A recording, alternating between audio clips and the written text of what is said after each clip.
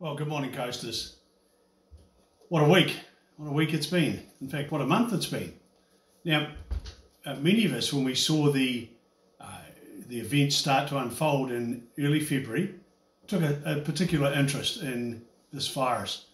And my interest came about because Wuhan was where we have, in the area that we have our friendship agreement signed, and I'd been to a number of the places that I was seeing on TV, so I was pretty interested.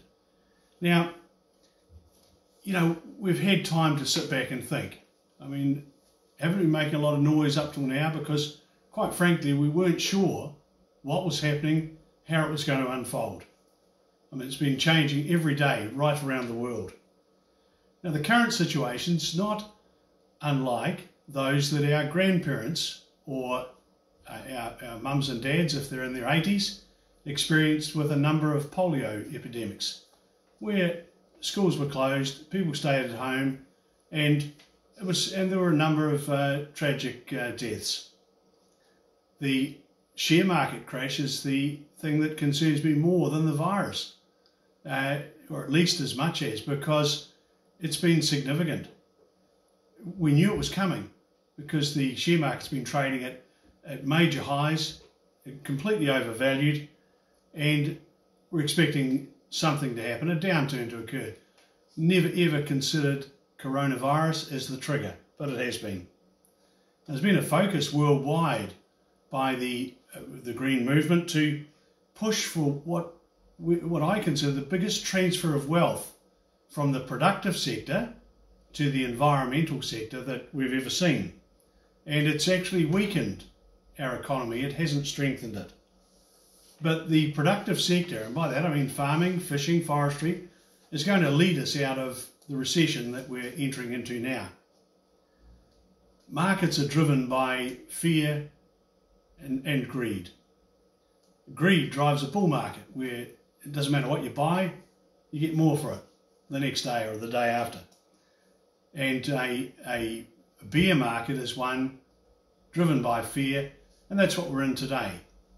The thing that I can tell you, having been through the 1987 stock market crash, is that it will come right. It needs common sense. We need to hold it steady.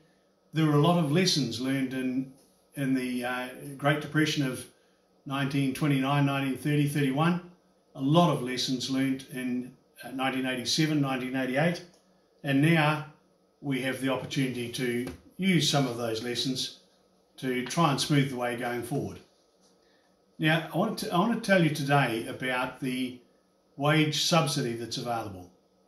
It's operated by MSD, and it's the best response that I've seen from a government department in the last 10 or 15 years. It's an amazing response. So the Minister of Finance announced the package, and the thing that I found staggering, and I've addressed a few groups of late, small groups I might say, the thing I found staggering is that you're not getting out there and making application. So let's have a look at it.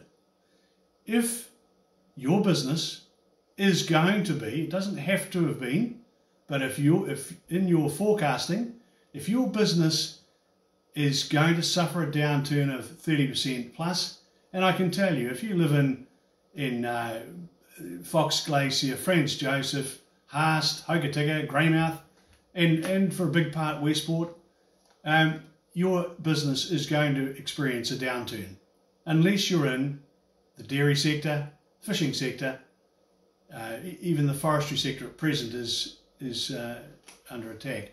So here's what the government has put together. Now you can find this on the MSD website. We're in daily contact with them, and I can tell you they are on top of it. So let me just read you the basic things that you've got to know. The government has put together a COVID-19 wage subsidy for employers in all regions of New Zealand. It's to support your business, and if you're impacted by COVID and you face the prospect of laying off staff or reducing their hours because of COVID-19, you can get a subsidy. So who is it that can get the subsidy? If you're an employer, a contractor, a sole trader, or self-employed, you may very well qualify to get the subsidy. Now, I haven't heard of anyone turned down yet. We're dealing with a government that's completely focused on keeping your staff and you paid during this period of uncertainty. So to qualify, your business must be registered and operating in New Zealand. Your employees must be legally working in New Zealand. In other words, they've got to pay PAYE. The business must have experienced a minimum 30% decline in actual or predicted revenue. Okay, predicted revenue going forward, compared with the same month last year. Your business must have taken active steps to mitigate the impact of COVID-19. You know, have you got instructions on the wall for your staff? Have you got soap and water? Have you got, all those basic things? Do you clean the desks at night? Do you clean your tools? Do you keep well away from as many people as you can? You must make the best efforts you can to retain employees, and you must pay them a minimum of 80% of their normal income for the subsidised period, which is 12 weeks. For the definitions of these qualifications, it's all set out on the website. How much do you get? Right, it's $585.80 for people working 20 hours or more per week. That covers virtually everyone that you're employing, and yourself and your wife, if she works in the business. It's $350 a week for people working less than 20 hours a week. The subsidy is paid in a lump sum, and it covers 12 weeks per employee. It's a lot of money. There are 2 people businesses that have had over 20,000 banked into their account this week for their claims. You need to be in. The subsidy is for wages only.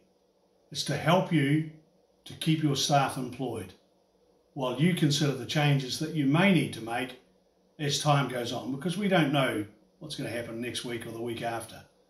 What we need to do is keep your employees employed. We need to try and ensure that the future viability of your business is covered and is well thought about. And the maximum subsidy that can be paid to a business is $150,000. There will be packages for larger businesses later on, but there's the first of my video series. Now, I just want to finish by saying 3 things. 1, Ministry of Social Development, MSD, website, has got all the information you need. Get on there. Take an hour and go and fill the form out. You do it yourself. Get into it. It's there. The second thing, don't listen to Facebook or anyone else when it comes to cases and all sorts of extraordinary things that are occurring around the world in relation to the virus. Go to the Ministry of Health website. It's accurate, it's live, it's up to date. That's where you get your facts from. And finally, to all those plonkers that are out there bulk buying and causing havoc in the supermarkets, calm the farm. Come on, guys. It's not the coast way. And we'll catch you later.